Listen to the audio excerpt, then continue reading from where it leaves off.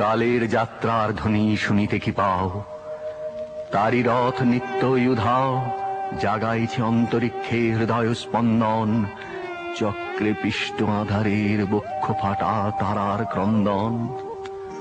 ওগো বন্ধু, সেই ধাবমান কাল জড়ায় ধরিল মোরে, ফেলি তার জাল, তুলে নিল দ্রুত রথে, দুঃসাহসী ভ্রমণের পথে তোমা হতে বহু দূরে। মনে হয় অজস্র মৃত্যুরে পার হয়ে আসিলাম আজি নবপ্রভাতের শিখর চূড়ায়। রথের চঞ্চল বেগ হাওয়ায় উড়ায় আমার পুরানো নাম, ফিরিবার পথ নাহি, দূর হতে যদি দেখো চাহি, পারিবে না চিনিতে আমায়। হে বন্ধু, বিদায়। আজ আমরা যেখানে বসে আছি সেটাকে বাড়ি না বলে সাংস্কৃতিক পীঠস্থানও বলা যেতে পারে। তার কারণ এই বাড়িতেই থাকতেন একজন নাট্য ব্যক্তিত্ব, একজন অভিনেতা, একজন কবি, একজন চিত্রশিল্পী। আমরা রয়েছি সৌমিত্র চট্টোপাধ্যায়ের বাড়িতে। আজ কয়েক বছর হলো তিনি হয়তো আমাদের সঙ্গে নেই, কিন্তু কথা আছে না, স্রষ্টা চলে যায় কিন্তু তার সৃষ্টি থেকে যায়। আর সেই সৃষ্টিকে কিছুটা আমরা ধরার চেষ্টা করব, এবং সেই কারণেই আমাদের সঙ্গে রয়েছেন সৌমিত্র চট্টোপাধ্যায়ের কন্যা পৌলমী বসু। দিদি নমস্কার। নমস্কার। প্রথমেই যে জিনিসটা জিজ্ঞেস করার, যে আজ কয়েক বছর হলো উনি নেই, এই যে ওনার না থাকাটা কতটা অভাব অনুভূত হচ্ছে ব্যক্তিগত জায়গা থেকে? আসলে এই 15ই নভেম্বর 4 বছর পূর্ণ হবে বাপি নেই। বাপি যখন প্রথম চলে গিয়েছিল আমি ভেবেছি, আমার অসম্ভব কষ্ট হয়েছিল। আমি সেই কষ্টটা আমি ব্যক্ত করতে, আমি বর্ণনা করতে পারবো না। কিন্তু তখন ভেবেছিলাম, সঙ্গে ওই সময়টা ভেবেছিলাম যে যত সময় যাবে আমি হয়তো একটু শক্ত হয়ে উঠতে পারবো, আমার হয়তো এতটা কষ্ট হবে না। কিন্তু দেখলাম যে 4 বছর হয়ে গেল, বাপির অভাবটা যেন আরও বেশি বোধ করছি আমি এখন এই সময় দাঁড়িয়ে। কারণ এই সময়টা বড় অস্থির সময়। এই সময় যদি বাপির মতো একজন মানুষ বেঁচে থাকতেন তাহলে উনি কী করতেন, আমি খালি ভাবার চেষ্টা করি। উনি কি না বাবা আমার কিছু না বলে মানে হাত পা গুটিয়ে বাড়িতে বসে থাকতেন, নাকি উনি এই সময়ের দাবিতে যেটা করার সেটা করতেন? আমি এটা খালি ভাবি বাপিকে নিয়ে। এবং আরেকটা জিনিস, ব্যক্তিগত স্তরে ওনার অভাবটা আরও যেন আমার কাছে খুব প্রকট হয়ে উঠছে। কারণ মানে উনি যেভাবে আমাদের বড় করেছিলেন, আমাকে আর দাদাকে, ওনার সেই মিষ্টত্ব, ওনার ভালোবাসা, সেই বিশাল, সেই সারা আকাশ জুড়ে ভালোবাসার মতো সেই ভালোবাসাটা তো পাই না। ওরকমভাবে আর কে ভালোবাসবে আমাদের? ওরকমভাবে কে আদর করবে বা কে বন্ধুর মতো পাশে থাকবে? আমার বাবার কাছে নিয়ে যাবে? নিশ্চয়ই। বাবা আমায় বকবে না? কেন বকবে কাজল? আমায় ফেলে চলে যাবে না? কখনো না।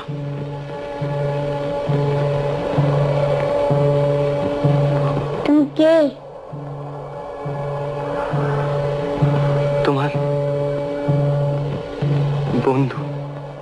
একটা বিষয় এই জায়গা থেকেই প্রশ্ন করব, যে উনি একজন বিরাট মাপের অভিনেতা এবং মানে সাধারণ মানুষের কাছে মানে খুবই একটা জনপ্রিয় একজন মানুষ। সেখানে দাঁড়িয়ে শিল্পী সৌমিত্র এবং বাবা সৌমিত্র, এই জায়গাটায় কোথাও সমস্যা হয়েছে? কারণ আপনাদেরও তো অনেক সময় তার সঙ্গে বেরোতে হয়েছে, যেতে হয়েছে। না, এই সমস্যাটা কোনো দিন হয়নি। তার একটাই কারণ, বাপি যেরকম মানুষ ছিলেন সেই কারণে। উনি নিজে যেরকম মানুষ ছিলেন, উনি মফস্বলের একটি ছেলে ছিলেন, কৃষ্ণনগর থেকে আসা একটি মানুষ। উনি সেই মফস্বলের ছেলে, কিন্তু শেষ অবধি রয়ে গিয়েছিলেন। মানে ওনার মানসিকতা, ওনার চলন, ওনার বাড়িতে উনি আমাকে আর দাদাকে এবং তারপরে আমার ছেলে মেয়েকে, আমাদের চারজনকে উনি ফার্স্ট প্রায়োরিটি দিতেন। এবং আমাদের কোনো দিন মনে হয়নি যে বাপি কাজ আমাদের ভালোবাসে না বা বাপি আমাদের সময় দিচ্ছে না। উনি সময় বার করতেন আমাদের জন্য। উনি কোনো দিন এবং ওনার স্টারডম বা ওনার এই বিশাল কি বলবো খ্যাতি, বিশ্বজোড়া খ্যাতি উনি কোনো দিন আমাদের ওপর চাপিয়ে দেননি। মানে আমার মনে আছে উনি হসপিটাল যাওয়ার 2 দিন আগেও আমার পাটা চেয়ারে ঠোক্কর লেগে গিয়েছিল আর ভীষণ লেগেছিল, আর আমি করে উঠেছি। উনি আস্তে আস্তে সেই আমাকে জলের বোতলটা এগিয়ে দিলেন, উনি আমার আস্তে আস্তে পায়ে হাত বুলিয়ে দিলেন। আর আমিও ভীষণ মানে আহ্লাদে ছিলাম, এখন সেটা বুঝতে পারি। আমি এইগুলো খুব মানে টেকেন ফর গ্রান্টেড করে নিতাম যে বাপি মানেই এটা করবে। আমিও পাটা বাড়িয়ে দিলাম, বাপি আস্তে আস্তে আমার পায়ে হাত বুলোচ্ছে। নিউ মার্কেটের একটা ঘটনার কথা শুনেছিলাম, একটু যদি দর্শকদের জন্য। হ্যাঁ, সে তো আমার স্কুলে একটা প্রজেক্ট তৈরি করতে হতো, তো অনেকগুলো জিনিস টিনিস কেনার ছিল। তো বাপি আমাকে সেই নিউ মার্কেট, আমার মনে হচ্ছে সেটা বোধহয় কোনো সেলাইয়ের প্রজেক্ট, আমার যতদূর মনে হচ্ছে। তো বাপি আমাকে নিয়ে নিউ মার্কেট গেছিল ওই জিনিসগুলো সব কিনতে, নানা রকম সুতো, তারপরে মেটেরিয়াল, তারপরে ছুঁচ, তারপরে এইসব নানা অনেক কিছু কেনার ছিল সেই প্রজেক্টের জন্য। তো নিয়ে গিয়েছিলেন আমাকে। তো বাপিকে দেখেই তো ওখানে বাপি মবড হয়ে যায়। আর আমি ছোটোবেলায় মানে ভীষণ বোকা বোকা এইটা, কিন্তু মানে আমি বলছি ছোটোবেলায় আমি মানে বাপিকে বাপি আমার খালি মনে হতো বাপি শুধু আমার সঙ্গে থাকবে, আমার সঙ্গে কথা বলবে, আমাকেই খালি অ্যাটেনশন দেবে। তো যেটা হচ্ছে আমি হাঁটছি, আমি যেহেতু তাড়াতাড়ি হাঁটছি, বাপি আমার পেছন পেছন প্রায় দৌড়চ্ছে, আর একটা মানে প্রায় 30 জন লোক বাপির পেছনে পেছনে ছুটছে। মানে সেটা একটা হাস্যকর ব্যাপার, মানে সেই কমেডি সিনেমার মতো হচ্ছিল। আমি ছুটছি, বাপি ছুটছে, পেছনে 30টা লোক ছুটছে, আর আমি বাপিকে ঘুরে ঘুরে খালি বকছি, কেন ওরা তোমার পেছন পেছন আসছে, আমাদের এখন কত কাজ, ওদের চলে যেতে বলো। মানে আমি ছোট ছিলাম।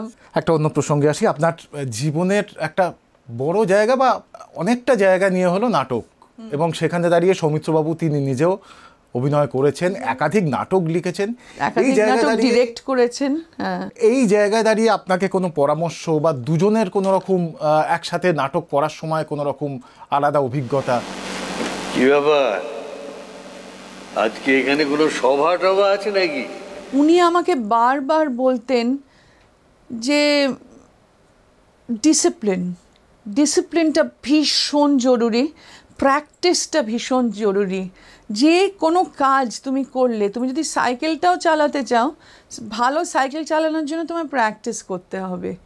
তুমি যদি, এবং একটা কথা উনি বলতেন আমাকে, যে কাজটা করবে ভালো করে করবে। তুমি যদি ঘর ঝাড় দাও, তুমি ভালো করে ঘর ঝাড় দেবে, কোনো কাজটা হাফ হার্টেডলি করবে না, যেই কাজটা করবে মন দিয়ে করবে। তো সেটা আমি ওনাকে দেখে শিখতাম। আমি ওনার সঙ্গে বহু নাটকে ওনার ডিরেকশনে কাজ করেছি, উনি আমায় ডিরেক্ট করেছেন। তারপরে ওনার সঙ্গে নাটক করেছি আমি, বহু নাটক পাবলিক থিয়েটারে করেছি, নীলকণ্ঠ, তারপরে নীলকণ্ঠটা পরে আবার গ্রুপ থিয়েটার থেকে হয়, আর একটি দিন, হোমা পাখি, আরোহণ, তারপরে আত্মকথা, বোষ্টমী, তারপরে ছাড়ি গঙ্গা, তৃতীয় অঙ্ক অতএব। মানে আমি যে কত নাটক করেছি ওনার সঙ্গে। তো একটা জিনিস আমি শিখেছি যে ওনার মতো ডিসিপ্লিন আমি আর কোথাও দেখিনি। কিন্তু যখন পৌঁছানোর কথা, সেটা মহলা হোক বা শোয়ের আগে হোক, 5 মিনিট আগে পৌঁছবে, নির্ধারিত সময়ের 5 মিনিট আগে পৌঁছতেন। যেদিন শো থাকতো স্টেজে এসে আগে গল্প টল্প কে আড্ডাবাজি না, উনি ঢুকে আগে মঞ্চে যেতেন, মঞ্চটা খুব ভালো করে পরিদর্শন করতেন। ইনফ্যাক্ট যখন আমি ডিরেকশন দিয়েছি তখনও উনি আগে এসে মঞ্চটা একবার দেখে নিয়েছেন উনি যেভাবে নিজেকে করতেন, এবং তখন কোনো আড্ডা গল্প হা হা হি হি এই খাওয়া ওই খাওয়া একদম না। উনি স্টেজে অভিনয় করে এসে সামনে যাকে পেতেন, কোনো জুনিয়র ছেলে বা কোনো টেকনিশিয়ান বা যে হয়তো যিনি আমাদের ড্রেস পরতে সাহায্য করেন, যিনি আমাদের মেকআপ করেন, তাদেরও বলতো আমার ঠিক হয়েছিল, দেখলি আমার সিনটা। আমি এটা দেখেছি যে ওনার কোনো ইগো ছিল না ওনার এর ব্যাপারে। এবং আপনার সঙ্গে স্বাস্থ্যকর কোনো প্রতিযোগিতা, যেটা যে ওনাকে বলা যায় কোনো জায়গায় একসাথে হয়তো একটা সেটে হয়তো আপনিও রয়েছেন উনিও রয়েছেন, সেখানে দুজনকে ছাপিয়ে যাবার যে লড়াই, হ্যাঁ সেটা খুব হতো আমাদের।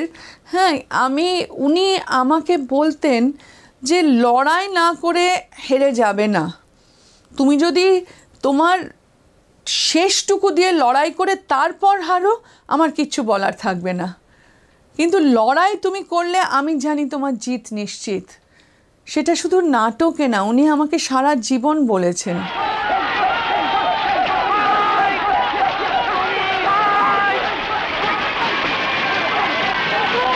এবং আমি কোনো একটি বিশেষ রাজনৈতিক দলের স্লোগান আমি বলছি না, কিন্তু ওনার আর আমার বা আমার দাদার বা আমাদের পুরো পরিবারের এটাই আমরা বলতাম লড়াই লড়াই লড়াই চাই, লড়াই করে বাঁচতে চাই। এটা আমাদের, এটা কোনো কিন্তু রাজনৈতিক স্লোগান হিসেবে আমি বলছি না, কোনো রাজনৈতিক স্লোগান এটা হিসেবে বলছি না, এটা আমাদের জীবনের যুদ্ধ, এটা এইভাবেই আমরা বাঁচি। সেটাই উনি কিন্তু ছোটবেলা থেকে শিখিয়েছিলেন। সমস্ত জীবনটা যেন একটা ছন্দের মতো। আপনাদের পরিবারের সঙ্গে সুনীল গঙ্গোপাধ্যায় এবং শক্তি চট্টোপাধ্যায় অত্যন্ত সুগভীর সম্পর্ক, এবং আপনি সুনীল গঙ্গোপাধ্যায়ের ফ্যান। ওরে বাবা ভীষণ। আর সৌগতদা শক্তি চট্টোপাধ্যায়ের প্রতি। তো এই সুনীল গঙ্গোপাধ্যায় শক্তি চট্টোপাধ্যায়ের সঙ্গে আপনাদের পরিবারের যে সম্পর্ক, সেই রসায়নটা যদি একটু। হ্যাঁ সেটা আসলে তখন আমি খুব ছোট ছিলাম, আর অতটা আমি করতাম না। দাদা অনেক বেশি তাদের সঙ্গ পেয়েছে বা তাদের সঙ্গে থেকেছেন। আমি ছোটবেলায় খুব খেলাধুলোয় ভালোবাসতাম, বন্ধুদের সঙ্গে খেলা, পুতুল নিয়ে আমি নিজের মনে আপন মনে খেলতাম, বই পড়তাম। আমি বেশি বাপিমার কাছে কেউ এলে আমি অন্তত বা দাদাও না অতটা আমরা গিয়ে থাকতাম না, কিন্তু তাও আমি দেখেছি আমাদের বাড়িতে সবসময় আলোচনা হতো যে এদের দুজনের কত শক্তিশালী লেখক এরা ছিলেন, সেটা আমার বাবা বারবার বলতেন। আর মাঝে মাঝেই বলতেন যে এরা এত ভালো লেখে কি করে, আমি তো চেষ্টা করেও পারি না। ওনার ভীষণ ওদের ভীষণ শ্রদ্ধা ছিল, বন্ধুত্ব ছিল, তার সঙ্গে বাপির একটা শ্রদ্ধা ছিল ওদের প্রতি। তো আমার তো নীল লোহিতের প্রতি একটা পাগল একটা ভালো লাগা ছিল। আর আমি সব বই পড়ে ফেলতাম, আর উনি এলে আমি লুকিয়ে লুকিয়ে দেখতাম যে উনি কি করছেন কি না করছেন। তো সুনীল গাঙ্গুলির প্রসঙ্গ যখন উঠলো, একটু আপনার পছন্দের সুনীল গাঙ্গুলির একটা কবিতা যদি একটু আবৃত্তি করতে পারছি না, পাঠ করে শোনাতে পারি। অ্যাকচুয়ালি এই কবিতাটা আমার খুব প্রিয়, আর এখন আরও বেশি প্রিয় হয়েছে। আচ্ছা, বয়স। আমার নাকি বয়স বাড়ছে, হাসতে হাসতে এই কথাটা স্নানের আগে বাথরুমে যে কবার বললুম। এমন ঘোর একলা জায়গায় দুপাক নাচলেও ক্ষতি নেই তো, ব্যায়াম করে রোগা হব, সরু ঘেরের প্যান্ট পরব, হাসতে হাসতে দম ফেটে যায়। বিকেলবেলায় নীরার কাছে বলি, আমার বয়স বাড়ছে শুনেছ তো, ছাপা হয়েছে। সত্যি সত্যি বুকের লোম, জুলপি, দাড়ি কাঁচায় পাকা। এই যে দেখো, চেয়ে দেখো, দেখে সবাই বলবে নাকি ছেলেটা কই, ও তো লোকটা। এসব খুব শক্ত ম্যাজিক, ছেলে কিভাবে লোক হয়ে যায়। লোকেরা ফের বুড়ো হবেই এবং মরবে, আমিও মরব। আরও খানিকটা ভালোবেসে, আর কয়েকটা পদ্য লিখে আমিও ঠিক মরে যাব, কি তাই না? ঘুরতে ঘুরতে কোথায় এলুম, এ জায়গাটা এত অচেনা। আমার ছিল বিশাল রাজ্য, তার বাইরেও এত অসীম শরীরময় গান বাজনা, পলক ফেলতেও মায়া জাগে। এই ভ্রমণটা বেশ লাগলো, কম কিছু তো দেখা হলো না। অন্ধকারও মধুর লাগে। নীরা, তোমার হাতটা দাও তো, সুগন্ধ নি। নীরা, শুধু তোমার কাছে এসেই বুঝি সময় আজও থেমে আছে। অবস্থাটা উন্নতি করতে হবে না? উন্নতি হবে, রোজগার না করেই। দেখ, যাদের মধ্যে সত্যিকারের ট্যালেন্ট আছে না, তাদের চাকরি করার দরকার হয় না। একটু অন্য প্রসঙ্গে আসছি। সৌমিত্র চট্টোপাধ্যায়ের জীবনে বলা যেতে পারে রবীন্দ্রনাথ এবং সত্যজিৎ রায়, এই দুজনের একটা অত্যন্ত প্রভাব ছিল। সেই অর্থে এই দুজনের প্রভাব ওনার প্রতি আপনি আপনার চোখে কিভাবে দেখেছেন?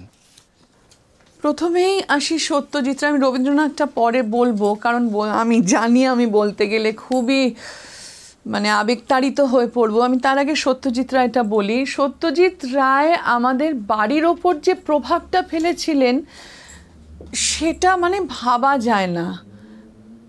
আমরা ওয়েস্টার্ন ক্লাসিক্যাল মিউজিক, আমার বাবা ডাইরেক্টলি ওনার কাছ থেকেই শুনে এবং সেটা আস্তে আস্তে আমাদের মধ্যে ছড়িয়ে পড়ে। আমার দাদা যখন বেহালা বাজাতেন, এখনও আমার দাদা বেহালা বাজায়, আমার দাদা যখন শুরু করেছিলেন আমার দাদাকে সত্যজিৎ রায় খুব খুব উৎসাহ দিয়েছিলেন। ইনফ্যাক্ট উপেন্দ্র কিশোর রায়ের বেহালাটা আমার দাদাকে উনি দিয়েছিলেন বাজাতে। ওনার লেখা তো একটা বোধহয় গল্প নেই যেটা আমরা পড়িনি, একটা সিনেমা নেই যেটা আমরা দেখিনি।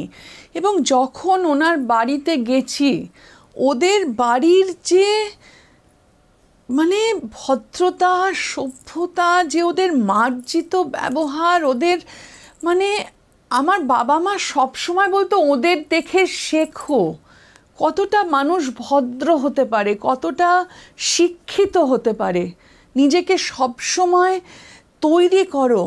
এবং আমি যখন ভরতনাট্যম নাচছি, আমার নাচের এখানে ছবিও আছে, আমার নাচের প্রথম যে আরেঙ্গেট্রম হয়েছিল, যেটা হচ্ছে রঙ্গপ্রবেশ বলতে পারো, সেটা সত্যজিৎ রায়ের আশীর্বাদেই হয়েছিল। উনি এসেছিলেন আমাকে ইন্ট্রোডিউস করেছিলেন অ্যাজ আ প্রফেশনাল ডান্সার বলতে পারো। তো আমরা অনেক বিষয় নানা রকমভাবে ওনাদের পুরো পরিবারের সঙ্গে জড়িয়েছিলাম, এখনও আছি। বাবুদা বুনিদির সঙ্গে এখনও যে সুসম্পর্ক আছে, যে ভালোবাসা আছে, সেটা না আমরা খুব মানে সেটা আমাদের কাছে খুব মূল্যবান। আমি যখন ছোট ছিলাম বাপি আমাকে ওই বাড়ি নিয়ে যেত। হ্যাঁ, উনি আমাদের সঙ্গে কথা বলতেন, বা আমার সঙ্গে আমার মনে আছে বড়রা যেরকম ছোটদের সঙ্গে কীরকম করে একটা কথা বলে না, উনি কিন্তু না, উনি একদম সমানে সমানে কথা বলতেন। উনি জানতে চাইতেন যে আচ্ছা তুমি নাচ শিখছো, তোমার কি ভালো লাগে, কোন নাচটা এবার শিখলে, স্কুলে কি পড়ছো, তুমি বুঝি খুব খেলতে ভালোবাসো, তোমার বুঝি অনেক বন্ধু আছে। উনি এমনভাবে কথা বলতেন না, আমার মনে হতো আমি আমার ইকুয়াল একজন আমারই সমবয়স্ক কারোর সঙ্গে কথা বলছি। ওনার মতো এত মানে বহুমুখী প্রতিভা তো আগে কোনো দিন আমরা কোথাও দেখিনি, এখনও কোথাও দেখতে পাই না। ওনার আমাদের পরিবারের ওপর একটা বিশাল বড় প্রভাব আছে। সত্যজিৎ রায় ছাড়া আমরা যা তৈরি হয়েছি, আমার বাবাও যা তৈরি হয়েছিলেন বা আমার মা, আমরা ঠিক এরকম হতাম না হয়তো, কারণ ওদের কাছ থেকে অনেক কিছু শিখেছি আমরা, অনেক অনেক, মানে বলে বোঝানো যাবে না। আর রবীন্দ্রনাথ বলতে কি, আমাদের বাড়িতে দুজন, আমার বাবা নাস্তিক ছিলেন ঘোর, আমার মা ঈশ্বরে বিশ্বাসী ছিলেন। আমার বাবা প্রথম দিকে মানে আমার জীবনের বেশিটা সময় নাস্তিকই ছিলেন। পরে যখন মানে বাপির জীবনের শেষের দিকে উনি একটা মানে তখন উনি এইগুলোকে খুব কোয়েশ্চেন করতেন যে ঈশ্বর কোথায়, এই নিয়ে ভাবতেন ঈশ্বর কি আছে, এই ভাবনাগুলো তখন এসছিল। সে আগেকার মতো একেবারে ঈশ্বরকে নস্যাৎ করে দিলাম সেইটা উনি আর ছিলেন না। তো যাই হোক, আমাদের বাড়িতে দুজন ঠাকুর ছিলেন, রবীন্দ্রনাথ ঠাকুর আর সত্যজিৎ রায় ঠাকুর, এই দুটো ঠাকুর আমাদের বাড়িতে ছিল। তো বাপি, আমরা তো রবীন্দ্রনাথের মানে আমার বই পড়া বোধহয় রবীন্দ্রনাথের ছোট গল্প দিয়েই যতদূর মনে হচ্ছে শুরু হয়েছিল। স্কুলে তো সহজ পাঠ ছিলই, তখন করতাম মানে সিরিয়াস বই পড়া, সিরিয়াস কবিতা পড়াও রবীন্দ্রনাথ ঠাকুর দিয়েই শুরু হয়েছিল। আমাদের বাড়িতে রবীন্দ্রনাথকে নিয়ে আমি মানে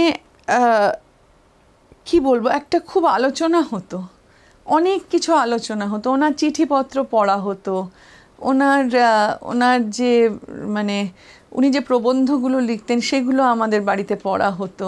তারপর আমার মনে আছে যে ছোট গল্প পড়ছিলাম, ছুটি বলে যে গল্পটা, সেটা পড়ে আমি এত কেঁদেছিলাম, আমার এখনও বলতে গেলে খুব কষ্ট হয় সেটা এখনও। সেই ছুটি পড়ে, তখন আমি খুব ছোট, আমি কাঁদতে কাঁদতে না মানে পরের দিন আর বোধহয় স্কুল যেতে পারিনি, আমার এত আমি ওরকম আবেগপ্রবণ হয়ে গিয়েছিলাম। তারপর ডাকঘর পড়ে, কাবুলিওয়ালা, মানে এই সমস্ত গল্পগুলো বাপিমা সবসময় বলতো যে তোমার কতটা ওর ভালো লেগেছে ভেবে দেখো, কতটা ওর মননশীল হ্যাঁ পারতেন। তো সেটা খুব করতেন আমাদের বাড়িতে। পরে যখন আমাদের খুব ব্যক্তিগত আমার জীবনে একটা বিশাল বড় ঝড় এলো আমার ছেলের অ্যাক্সিডেন্ট নিয়ে, তখন আমার বাবা আমায় একদিন এই ঘরেই বসে বলেছিলেন যে মিটিল, তুমি তো রবীন্দ্রনাথের সব কিছুই ভালোবাসো, রবীন্দ্রনাথের গান, কবিতা।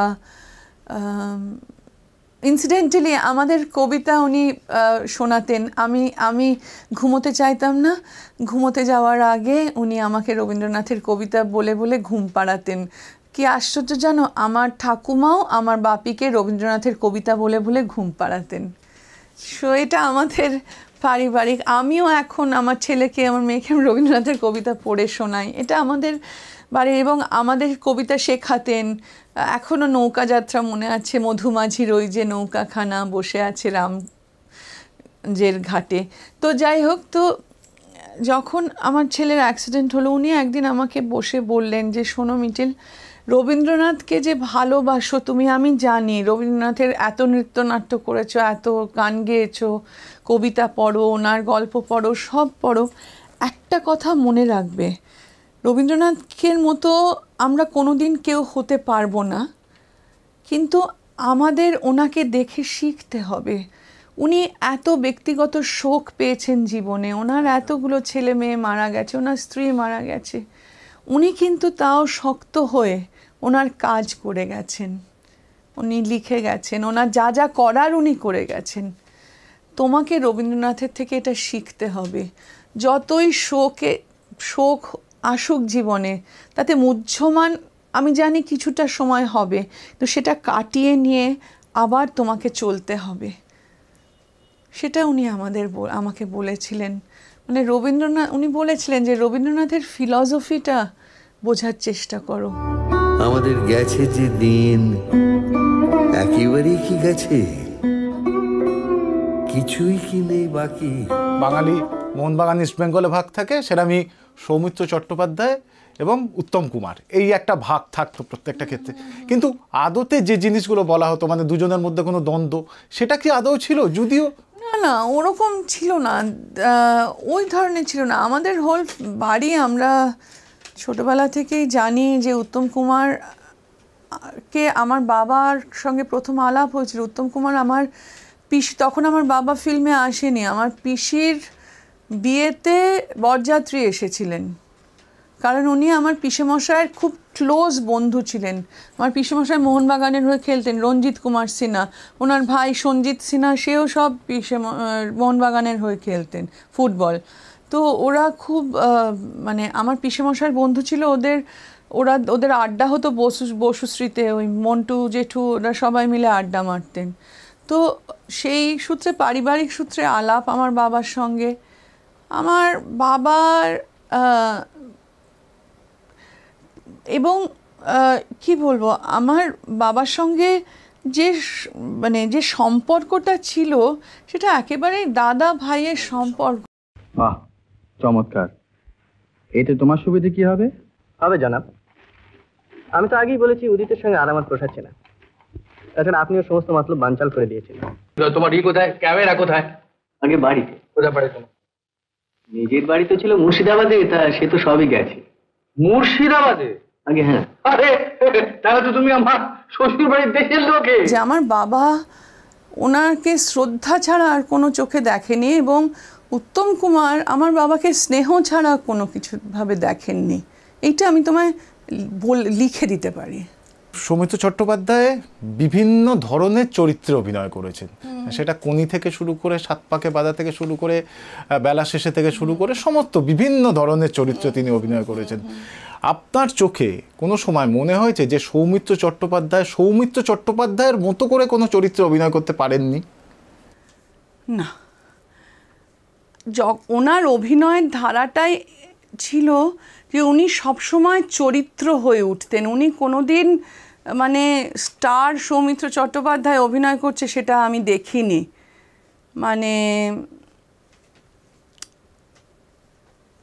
সংসার সীমান্তেতে ওনার মতো একজন সুন্দর একটা মানুষ যে কি করে অঘোরের ভূমিকায় অভিনয় করলেন, ওই চোর হয়ে উঠলেন। মানে আমার দেবু পণ্ডিত, গণদেবতা, সে ঠিক মনে হচ্ছে সেই গ্রামের পণ্ডিত মশাই। আবার গঙ্গাচরণ, অশনি সংকেতের সেই আরেকজন পণ্ডিত। এখন দেবু পণ্ডিত আলাদা, গঙ্গাচরণ আলাদা, এই যে উদয়ন পণ্ডিত আলাদা। মানে এইগুলো দড়ি ধরে মারো টান, রাজা হবে খান খান। দড়ি ধরে মারো টান, রাজা হবে খান খান। দড়ি ধরে মারো টান, রাজা হবে খান খান। আমার মনে হয় যে এরকম অভিনেতা এখনো বাংলা সিনেমায় নেই। অগ্রদানী সেই লাস্ট সিনটা এখনো ভাবলে আমার গা হাত পায়ে কাঁটা দেয়। খাও হে চক্রবর্তী, শান্তিতে চোখ বুঝবো যখন সুখে, আগুন পাবো, আগুন পাবো, আগুন পাবো মুখে। বলছি এরকম অভিনেতা এখন আমি দেখি অনেকেই অভিনয় করেন। এই চরিত্রের সঙ্গে, চরিত্রের মধ্যে মজে যাওয়া, চরিত্র হয়ে ওঠা খুব কম দেখি। কৃষ্ণ দেখি, কি পাগলামি করছো? দাঁড়াও না, চুপ! আরে আমাকে যেতেই হবে। সৌমিত্র চট্টোপাধ্যায়ের এই বিষয়গুলো যখন কথা হচ্ছে তখন আপনার পছন্দের সৌমিত্র চট্টোপাধ্যায়ের একটা কবিতা আমরা শুনবো। আমরা জানি যে আপনার জন্মদিনে উনি আমার একটা সাথে জন্মদিনের কবিতাই আমি পড়ে শোনাতে চাই। সেটা খুব হ্যাঁ, জন্মের তারিখটা কাছাকাছি আসতেই ঘরদোর একটু সাফসুতরো করার কথা মনে হলো। অদরকারি কাগজপত্র বাতিল করতে গিয়ে তার মধ্যে থেকে পুরনো জন্মদিনের শুভেচ্ছা বার্তা ছাপা কতকগুলো কার্ড বেরিয়ে এলো। যাদের শুভেচ্ছা মনে করে রাখতে চাই, যাদের শুভেচ্ছা মনে রাখা হয়নি, সব এক জায়গায় রাখা ছিল, এবার বর্জ্য বলে ফেলে দিতে হবে। যে কটা বছর জনপদের মধ্যে দিয়ে বহে গেছে, টিকে থাকার অসম যুদ্ধে ব্যস্ত ছিলাম বলে দেখা হয়নি 6 ঋতু কতবার এসেছে চলে গিয়েছে। পৃথিবীর উষ্ণায়ন হয়েছে, ঋতুচক্র অস্থির হয়ে উঠেছে, যাপন চিত্রে বারবার রক্তের ছিটে এসে লাগছে। যা ফেলে দেবার তা ফেলে দিয়ে ঘরদোর সাফসুতরো করতেই হবে, ধুতে হবে, মুছতে হবে। তার জন্য স্রোতস্বিনী এখন কোথায়?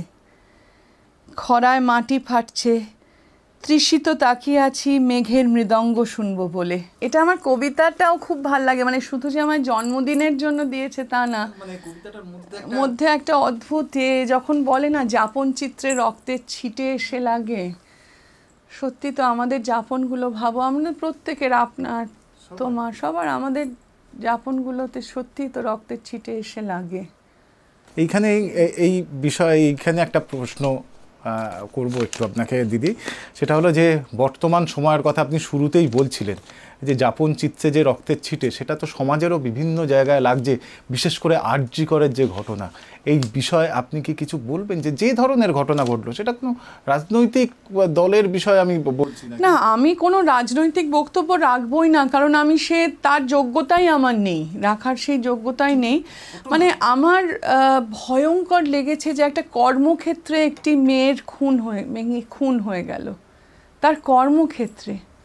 আমরা তো কাজ করতে যাই, আমার মেয়ে বম্বেতে একা থাকে, সেও কাজ করে, তাহলে অবস্থাটা কোথায় গিয়ে দাঁড়িয়েছে।